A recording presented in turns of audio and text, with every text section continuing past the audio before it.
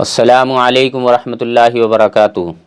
دوستو، آج میں آپ کو بتاؤں گا کہ کن چیزوں کے کرنے کی وجہ سے یا ہو جانے کی وجہ سے غسل ٹوٹ جاتا ہے، یا اس کو دوسرے الفاظوں میں آپ اس طریقے سے سمجھیں کہ کن چیزوں کے کرنے یا ہو جانے کے بعد عبادت کے لیے غسل کرنا فرض ہو جاتا ہے۔ دوستو، سب سے پہلی بات احتلام کا ہونا، یعنی نائٹ فیل کا ہونا۔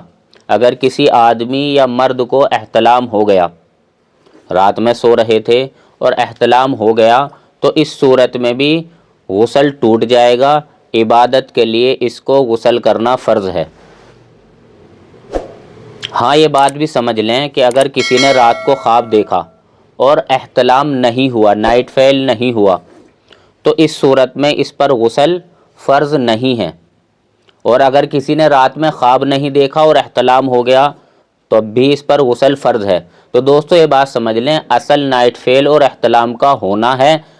نائٹ فیل یعنی احتلام کے ہوتے ہی آدمی کا غسل پہلے والا ٹوٹ جائے گا۔ اب اس کو عبادت کے لیے نیا غسل کرنا اس کے لیے فرض ہو جائے گا۔ دوسری بات یہ سمجھیں کہ اگر کوئی آدمی اپنی بیوی سے ہم بستری کرے اور وہ ڈسچارج ہو جائے، اسے احتلام ہو جائے، نائٹ فیل ہو جائے، تو دوستو اس صورت میں میاں بیوی دونوں کو ہی غسل کرنا پڑے گا۔ ان کا غسل ٹوٹ جائے گا۔ اب عبادت کے لیے ان کو غسل کرنا ان کے لیے فرض ہو جائے گا۔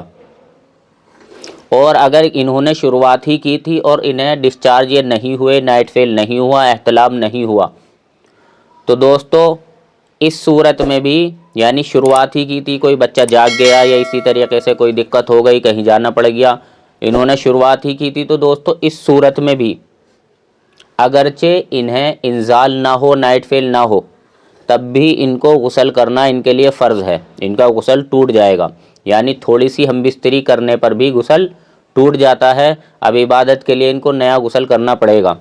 اسی طریقے سے بات سمجھ لے کہ اگر کوئی آدمی بیوی کے علاوہ کسی بھی عورت سے ہم بستری کرے گا یا صحبت کرے گا، تو دوستو اس صورت میں بھی مرد اور عورت دونوں کا ہی غسل ٹوٹ جائے گا۔ اب عبادت کے لیے ان دونوں کو نیا غسل کرنا پڑے گا۔ ہاں، یہ بات سمجھ لیں کہ یہ کام گناہ ہے، گناہ کبیرہ ہے، حرام ہے، بہت بڑا جرم ہے۔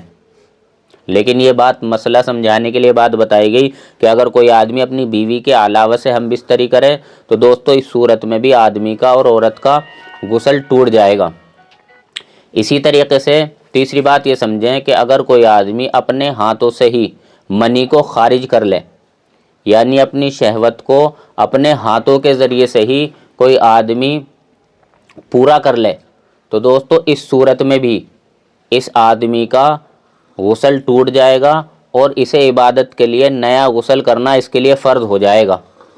ہاں، یہ بات سمجھ لیں کہ یہ بھی بہت بڑا جرم ہے، گناہ کبیرہ ہے، اور نکاح کے بعد یعنی اپنی بیوی کے حقوق کی ایسے آدمی صحیح طریقے سے ادائیگی نہیں کر پاتے، انہیں بعد میں شرمندگی کا منہ دیکھنا پڑتا ہے، شرمندگی کا احساس کرنا پڑتا ہے، بڑی ندامت ان کو اٹھانی پڑتی ہے، بڑی ذلت ایسے لوگوں کو اٹھانی پڑتی ہے۔